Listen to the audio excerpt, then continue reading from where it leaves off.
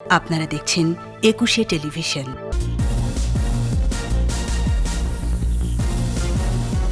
সেবামূলক কাজে বেসরকারি খাতকে আরও এগিয়ে আসার আহ্বান প্রধানমন্ত্রী। চিকিৎসা ব্যবস্থার উন্নয়নে গবেষণা বাড়ানোর তাগিদ। টিকা গ্রহণে বেড়েছে উৎসাহ। সার্ভার জটিলতায় SMS যাচ্ছে কম। করোনায় আরও 8 জনের মৃত্যু। 55 পৌরসভার ভোটে বিক্ষিপ্ত সংঘর্ষ। পটিয়ায় সহিংসতায় 1 জন নিহত। কিছু স্থানে বিএনপির মেয়র প্রার্থী নির্বাচন বর্জন। মিয়ানমারে আইন করে ধরপাকড়। নেপিদোতে সামরিক জান্তার বিরুদ্ধে লাখো মানুষের বিক্ষোভ। যাচ্ছে তাই ব্যাটিংয়ে ঢাকা টেস্টেও হারল বাংলাদেশ। 10 বছর পর হোয়াইট ওয়াশের লজ্জা।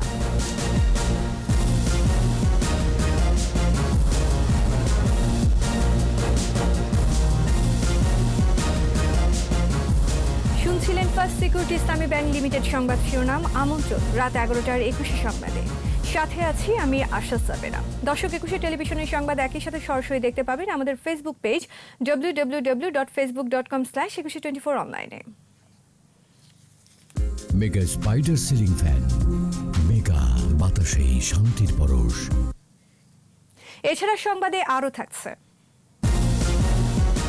বসন্ত বাতাসে ভালোবাসার রং। নানা আয়োজনে ফাল্গুন বরণ, নগরে উৎসব।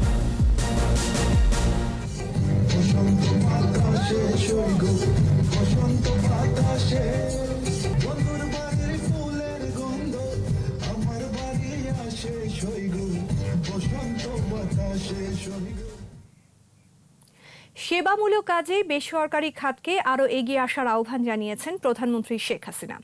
কুমুদিনী ট্রাস্টের এক অনুষ্ঠানে ভার্চুয়ালি যুক্ত হয়ে তিনি বলেছেন, চিকিৎসা ব্যবস্থার উন্নয়নে গবেষণা বাড়ানোর দরকার। গবেষণা খাতে অর্থ বরাদ্দ সহ সব ধরনের সহযোগিতা অব্যাহত রাখারও আশ্বাস দেন প্রধানমন্ত্রী। করোনা মোকাবেলায় সরকারের পদক্ষেপ তুলে ধরে তিনি বলেন, সবাই এখন আগ্রহ ভরে টিকা নিচ্ছে। বিস্তারিত জানাচ্ছেন আকবর হোসেন সুমন।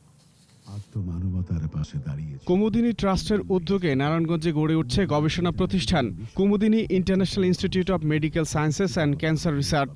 গবেষণা প্রতিষ্ঠানটিতে থাকবে আধুনিক ও আন্তর্জাতিক মানের চিকিৎসা সেবা, থাকবে গবেষণা সুবিধাও।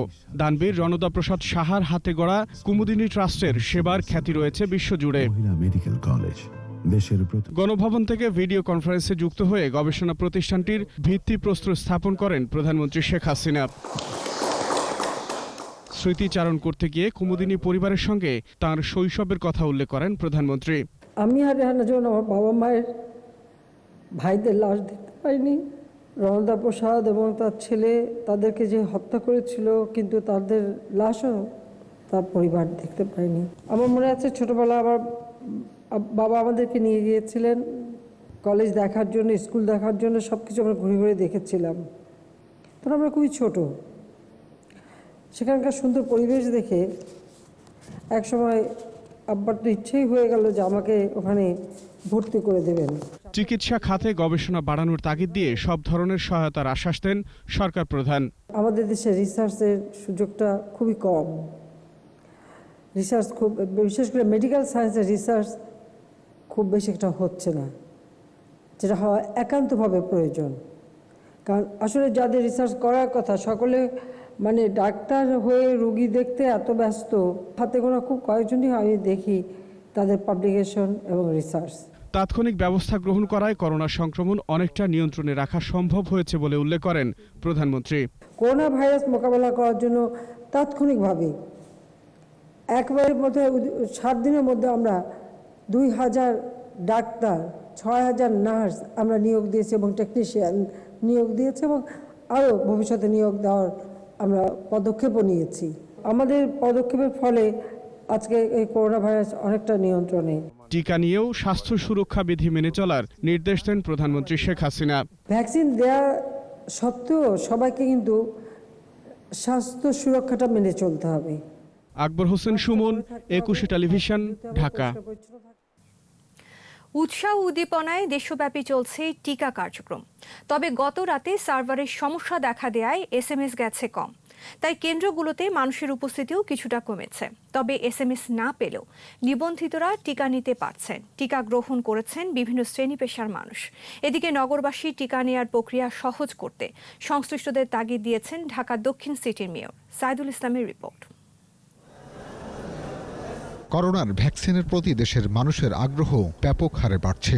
তবে সার্ভার জটিলতার প্রভাবে গত কয়েকদিনের তুলনায় রোববার বঙ্গবন্ধু শেখ মুজিব মেডিকেল বিশ্ববিদ্যালয়ে টিকা গ্রহীতাদের উপস্থিতি ছিল কিছুটা কম।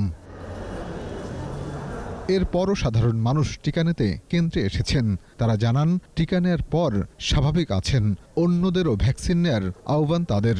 তেমন একটা প্রবলেমও শুনছি না কারোর কাছ থেকে, তো এখন আলহামদুলিল্লাহ এখন মানসিকভাবে বেশ স্বস্তি বোধ করছি। ডায়াবেটিসও আছে, নিয়ন্ত্রণে আছে, তারপর আমার কোনো সমস্যা হচ্ছে না। আজকেই রেজিস্ট্রেশন করলাম এবং আজকেই আমি টিকা পেলাম। রেজিস্ট্রেশন প্রক্রিয়া আরও কিছুটা সহজ করার আহ্বানও আছে টিকা গ্রহীতাদের। অপপ্রচার বন্ধের আহ্বান জানান অনেকে। যারা গুজব ছড়িয়েছে তারাও কিন্তু এখন টিকা নিচ্ছে।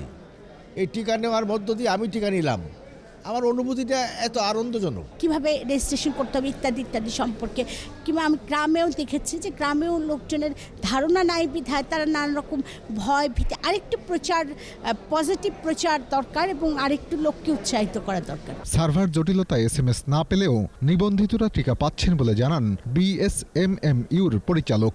সার্ভারে প্রবলেম হওয়ার কারণে আমরা সবাইকে ইনভাইটেশন মানে ডেটটা আমরা পৌঁছে দিতে পারিনি।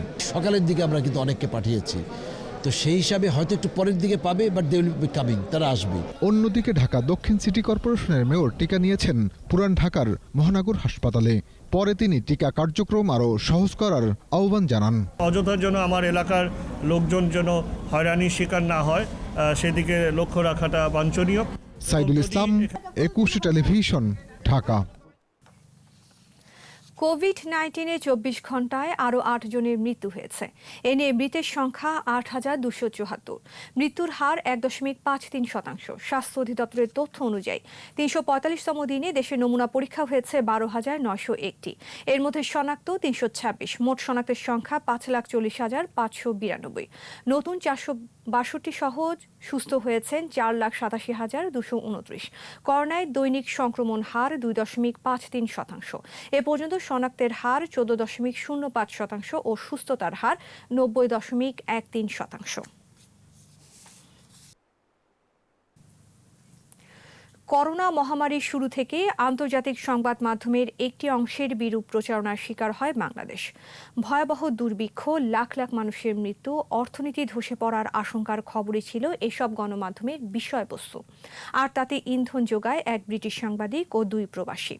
যদিও বাংলাদেশের অর্থনীতি ও উন্নয়ন নিয়ে বিশ্বব্যাংক, IMF, এশীয় উন্নয়ন ব্যাংকের পূর্বাভাস ছিল সবসময় ইতিবাচক।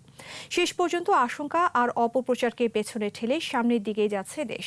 করোনা নিয়ন্ত্রণেও বাংলাদেশ এখন রোল মডেল। বিস্তারিত জানাচ্ছেন প্রণব চক্রবর্তী।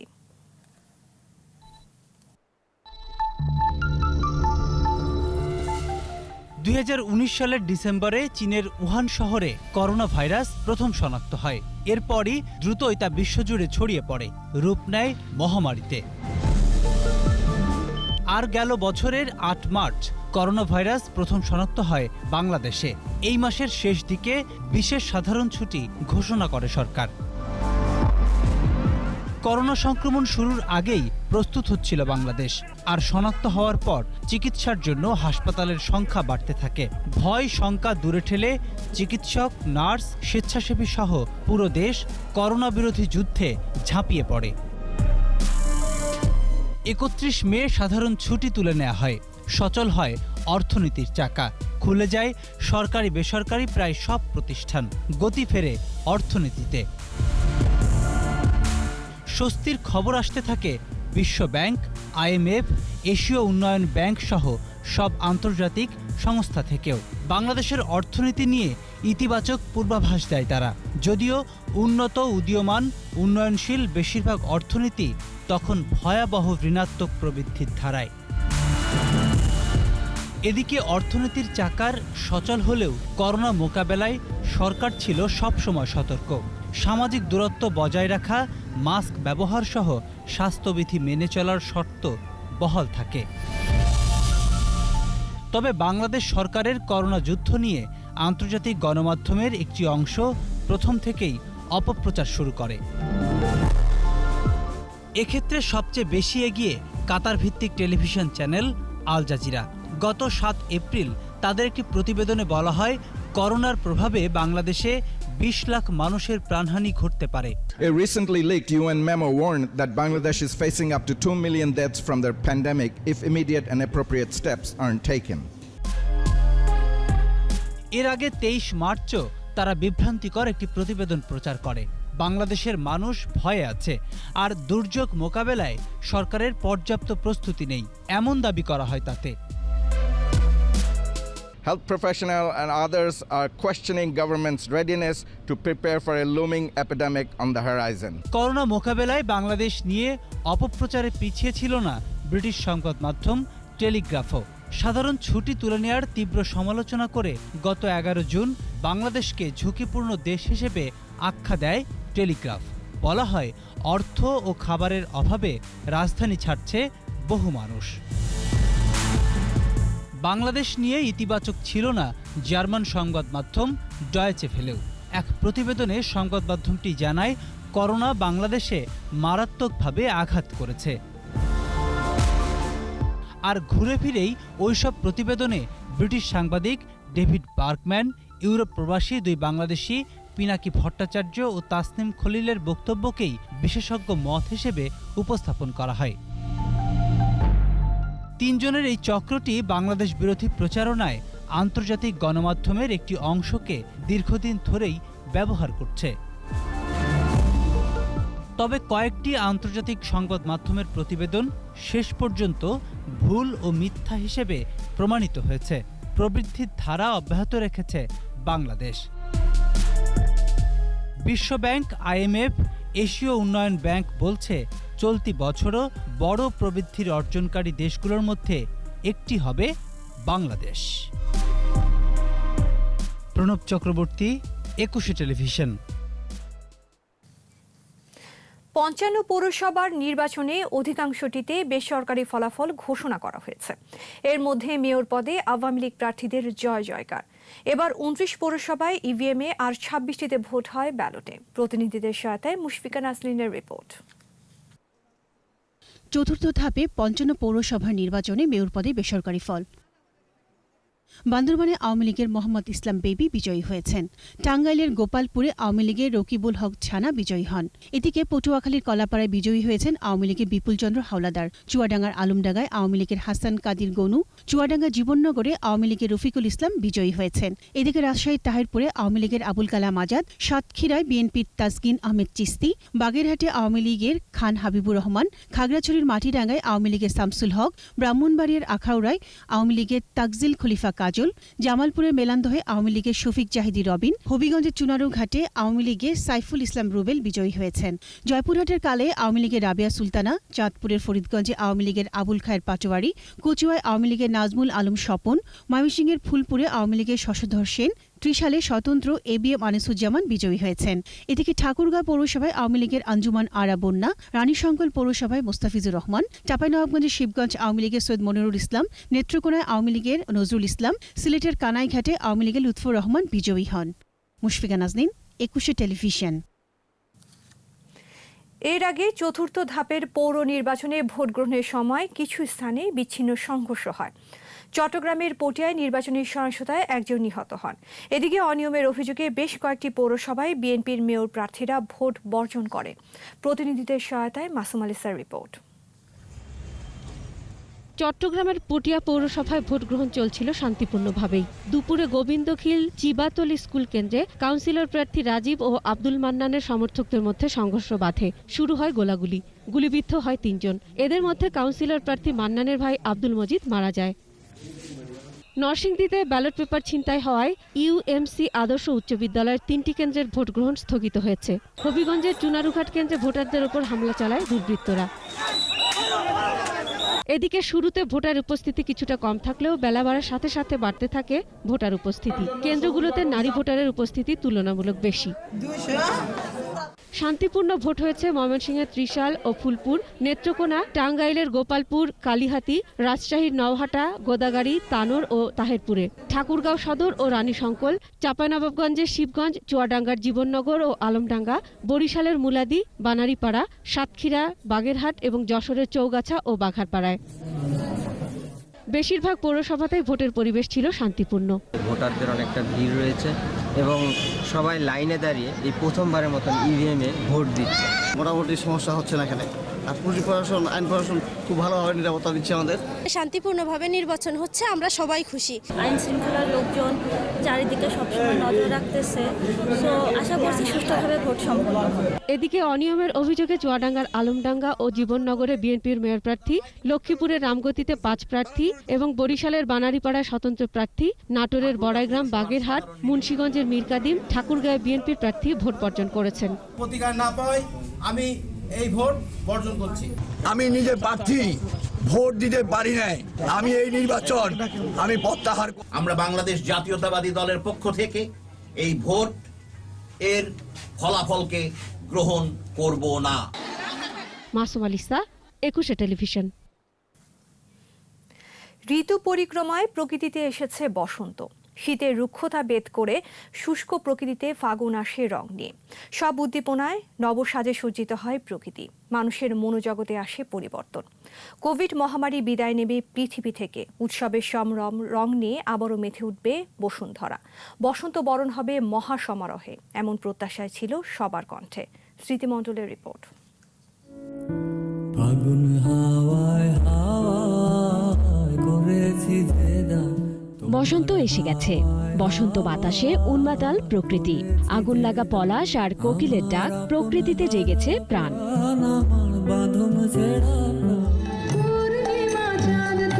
ভোরের আলো ফুটতেই সোহরাওয়ার্দী উদ্যানের উন্মুক্ত মঞ্চে বসন্ত বরণের আয়োজন। বসন্ত মিশে আছে বাঙালির সত্তায়, তাই বসন্ত ফিরে আসে চিরচেনা রূপে। নৃত্যের তালে সুরের মূর্ছনায় বসন্ত বন্দনা মুগ্ধতা ছড়ায় মঞ্চ জুড়ে। আগামী প্রজন্মের কাছে ষড়ঋতুর বাংলাদেশকে তুলে ধরতে এমন আয়োজনের বিকল্প নেই বলছেন প্রকৃতি প্রেমীরা। সবাই এসছে, হাসছে, সেটাই আনন্দ। মানে যত কিছুই হোক তবুও বসন্ত। নতুন প্রজন্মের কাছে আমরা অলরেডি এটাকে ছড়িয়ে দিতে পেরেছি। আমার অনেক ভালো লাগে, কারণ বসন্তের দিনটা শুরুই হয় অনেক সুন্দর করে। তরুণ প্রজন্ম সবাই আমাদের দেশে এখন যে সংকট চলছে, সেই সংকট নিরসনে ঐক্যবদ্ধ হয়ে কাজ করবে। কোভিড মহামারীতে নাগরিক জীবনের ব্যস্ততাকে ছুটি দিয়ে বসন্তকে স্বাগত জানাতে কার্পণ্য নেই কারো মনেই। উৎসব সবসময় ভালো লাগে, কিন্তু করোনা আমাদেরকে বসন্তর জন্য আটকে রাখতে পারেনি ঘরে। বসন্তের টানে ছুটে এসেছে। এটা শুধু বসন্ত উৎসব না, এটা বাঙালির উৎসব, সাথে এটা একটা ভালোবাসার উৎসব। প্রাণে প্রাণে প্রাণ মিলিয়ে দেওয়ার উৎসবটাই এই উদ্দেশ্যে সফল হচ্ছে। নগরবাসীদের যে জীবন, কঠিন জীবন, সেইখানে এই ধরনের উৎসবের অবশ্যই প্রয়োজন আছে। কোভিড-19-এর কারণে অনুষ্ঠান স্থল ও সময় কমিয়ে আনা হয়েছে বলে জানায় জাতীয় বসন্ত উৎসব উদযাপন পরিষদ।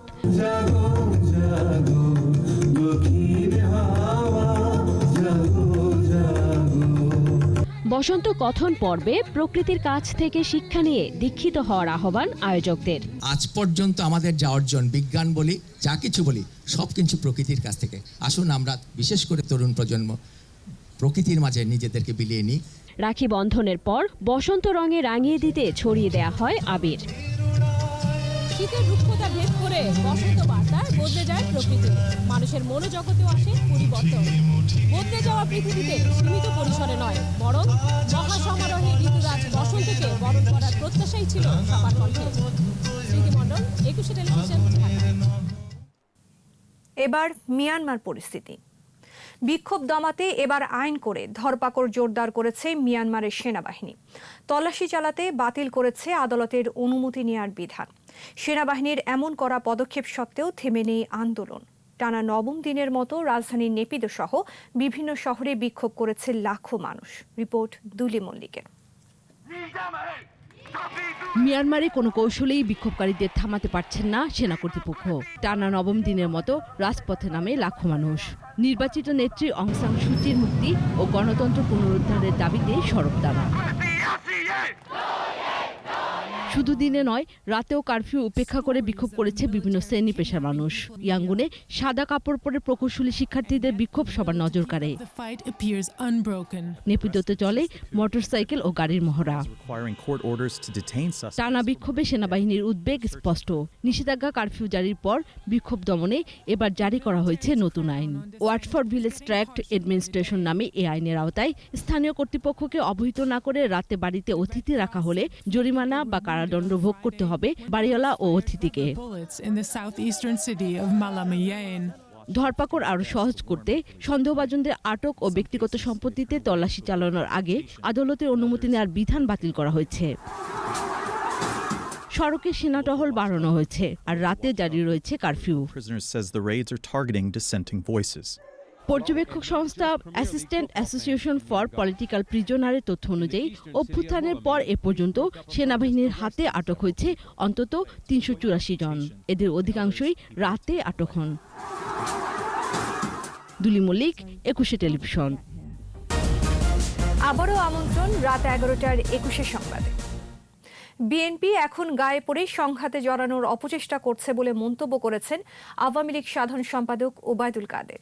সিরাজগঞ্জের তারাস উপজেলা সম্মেলনে ভিডিও কনফারেন্সে তিনি বলেন, জনগণ ও পুলিশকে এখন প্রতিপক্ষ হিসেবে দাঁড় করিয়েছে বিএনপি। জনগণ আজ বিএনপি থেকে মুখ ফিরিয়ে নিয়েছে।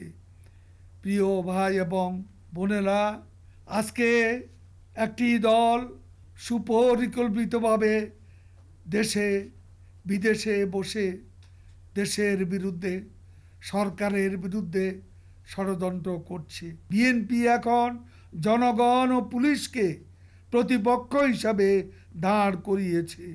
তারা গায়ে পড়ে সংঘাতে জড়ানোর অপচেষ্টা করছে, সংঘাতের উস্কানি দিচ্ছে। আলোচনায় আসার জন্যই বিএনপি জাতীয় প্রেস ক্লাবের সামনে সমাবেশে বিশৃঙ্খলা সৃষ্টি করেছে বলে মন্তব্য করেছেন তথ্যমন্ত্রী ডক্টর হাসান মাহমুদ।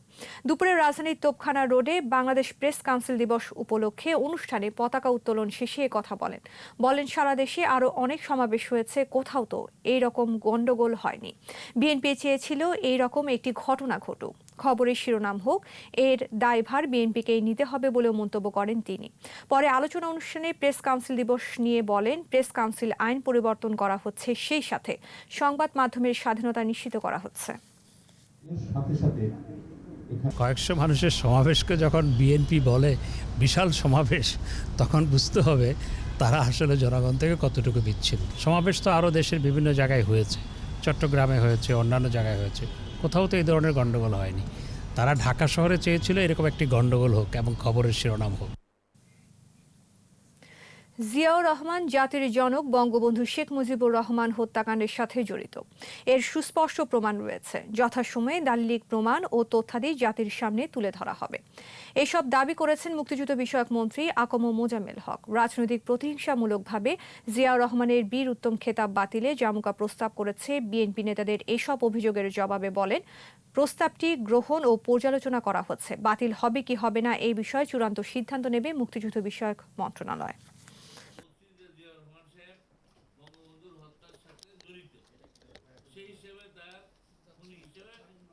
আমরা বলছি যে জিয়াউর রহমান সাহেব বঙ্গবন্ধুর হত্যার সাথে জড়িত, সেই হিসেবে তার খুনি হিসেবে আমরা তাকে বলেছি।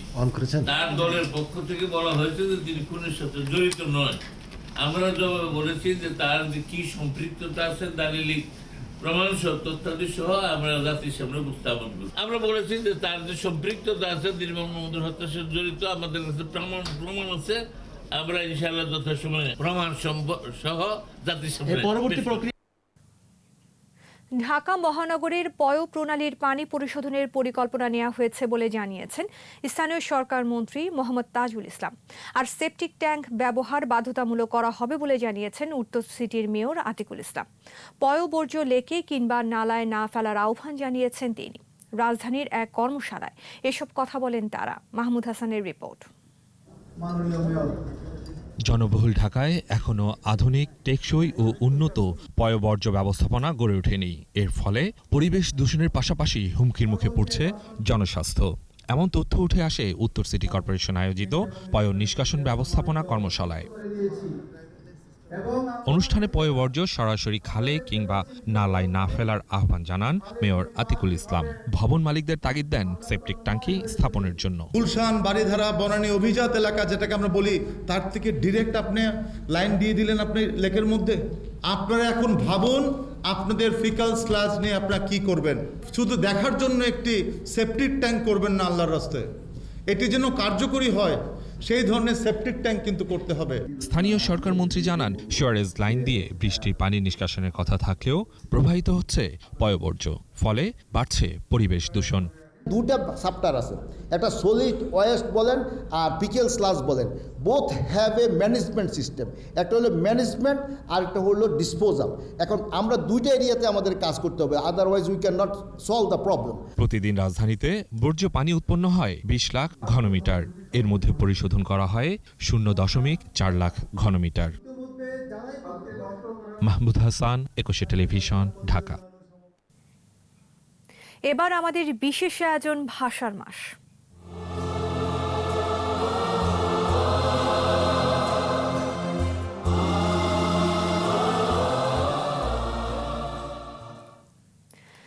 ভাষার জন্য প্রাণ দিয়েছে বাঙালি জাতি।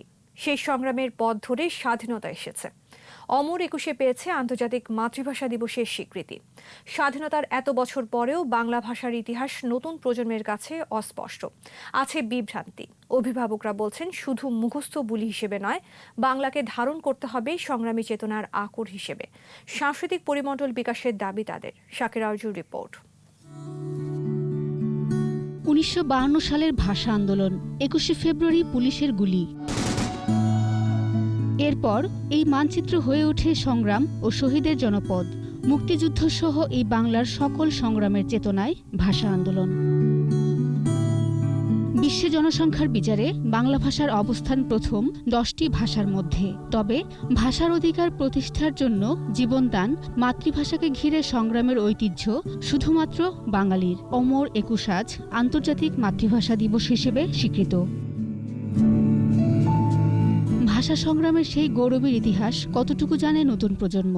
মেডিকেল কলেজের এখানেই নিহত হয়েছিলেন, তারা 52 ভাষা আন্দোলনের সময়। প্রতি বছর আমাদের এখানে তাদের শ্রদ্ধে ফুল দেওয়া হয়, সকালবেলা আমরা আসি। শহীদ, জব্বর, রফিক, তারপর শফিক, সালাম, আরও অনেকে সবাই আন্দোলন করেছে, ছোট বাচ্চা, বুড়া, নারী, পুরুষ সবাই তো ছিল। ঢাকা মেডিকেল একটি গেটে সবাই জড়ো হয়েছিল মাতৃভাষা এবং রাষ্ট্রভাষা বাংলা চাই বলে। অভিভাবকরাও বলছেন তাদের সীমাবদ্ধতার কথা। জাতির বীরত্বের ইতিহাস সম্পর্কে জানতে সাংস্কৃতিক পরিমণ্ডল আরও বাড়ানোর দাবি তাদের। এখানে একটা তো মানুষের প্রাণ দেওয়া হয়েছে, তার বিনিময়ে আমরা বাংলা পড়তে পারি, জানতে পারি। ছেলেদেরকে ভাষা শহীদদের প্রতি শ্রদ্ধা জানাতে এবং ওদের সম্পর্কে জানতে আমরা শহীদ মিনারে নিয়ে যাই। নতুন প্রজন্ম শেকড়ের ইতিহাস জানলে মাথা উঁচু করে দাঁড়াতে পারবে বিশ্ব দরবারে। ফেব্রুয়ারি মাসের 21 তারিখ মিছিল বের হলো, পুলিশ গুলি করলো রফিক, সালাম। শাকির আরজু, একুশে টেলিভিশন, ঢাকা। নিচ্ছি প্রিমিয়ার ব্যাংক লিমিটেড সংবাদ বিরতি। নো মাস্ক নো সার্ভিস বিধি মেনে চলুন, সুস্থ থাকুন। যখন ফিরছি তখন অন্যান্য খবরের সঙ্গে আরও থাকবে। অভিশংসন থেকে ট্রাম্পের রেহাই, গণতন্ত্রের ইতিহাসে অন্ধকার অধ্যায় বললেন বাইডেন। আমন্ত্রণ আবারও রাত 11টার 21 সংবাদে। কোস্টগার্ডকে স্বতন্ত্র বাহিনী হিসেবে গড়ে তোলা হবে বলে জানিয়েছেন স্বরাষ্ট্রমন্ত্রী আসাদুজ্জামান খান কামাল। 26তম প্রতিষ্ঠাবার্ষিকী উপলক্ষে আগারগাঁওয়ে বাহিনীর সদর দপ্তরে এক অনুষ্ঠানে স্বরাষ্ট্রমন্ত্রী আরও বলেন, দক্ষ কর্মী বাহিনী হিসেবে গড়ে তুলতে প্রশিক্ষণ সেন্টার সহ বিভিন্ন রকম অবকাঠামোগত উন্নয়ন পরিকল্পনা রয়েছে। বাহিনীর সদস্যরা যাতে দ্রুত দুর্গম ও পাহাড়ি এবং উপকূলীয় এলাকায় পৌঁছাতে পারে সেজন্য রাস্তা নির্মাণ ও অত্যাধুনিক হেলিকপ্টার দেয়া হবে বলে জানান স্বরাষ্ট্রমন্ত্রী। এবার ব্যবসা বাণিজ্যের খবর।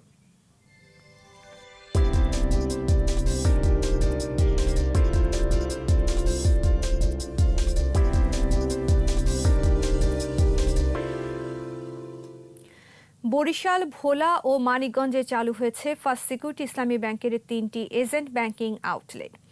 আউটলেট 3টি রয়েছে বরিশালের উজিরপুরের মিয়ারহাট বাজারে, ভোলা সদরের ব্যাংকারহাট বাজারে ও মানিকগঞ্জ জেলার সিংড়াইয়ের জামসা বাজারে। ব্যাংকের ব্যবস্থাপনা পরিচালক আব্দুল আজিজ ভিডিও কনফারেন্সের মাধ্যমে আউটলেট 3টির উদ্বোধন করেন। এ সময় আরও উপস্থিত ছিলেন ব্যাংকের অতিরিক্ত ব্যবস্থাপনা পরিচালক মোহাম্মদ মোস্তফা খায়ের, উপব্যবস্থাপনা পরিচালক মোহাম্মদ জহুরুল হক ও মোহাম্মদ মাসুদুর রহমান শাহ। পরে দোয়া মাহফিলের আয়োজন করা হয়।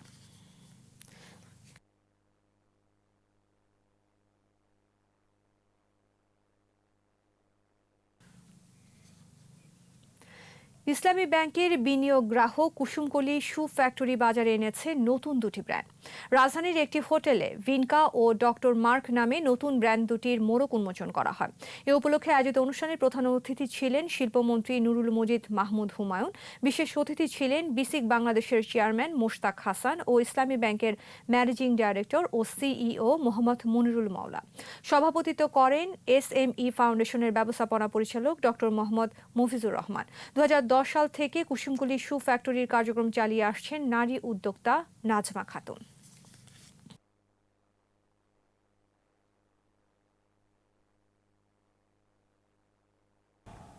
আর এটির সাথে শেষ করছি রাত 11টার 21 সংবাদ। যাবার আগে ফার্স্ট সিকিউরিটি ইসলামী ব্যাংক লিমিটেড সংবাদ শিরোনামগুলো আরও একবার।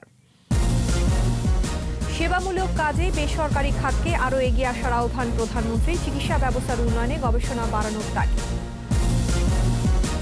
টিকা গ্রহণে বেড়েছে উৎসাহ, সার্ভার জটিলতায় SMS যাচ্ছে কম, করোনায় আরও 8 জনের মৃত্যু। 55 পৌরসভার ভোটে বিক্ষিপ্ত সংঘর্ষ, পটিয়ায় সহিংসতায় 1 জন নিহত, কিছু স্থানে বিএনপির মেয়র প্রার্থী নির্বাচন বর্জন। মিয়ানমারে আইন করে ধরপাকড়, নেপিদোতে সামরিক জনতার বিরুদ্ধে লাখো মানুষের বিক্ষোভ। যাচ্ছে তাই ব্যাটিংয়ে, ঢাকা টেস্টেও হারল বাংলাদেশ। 10 বছর পর হোয়াইট ওয়াশের লজ্জা।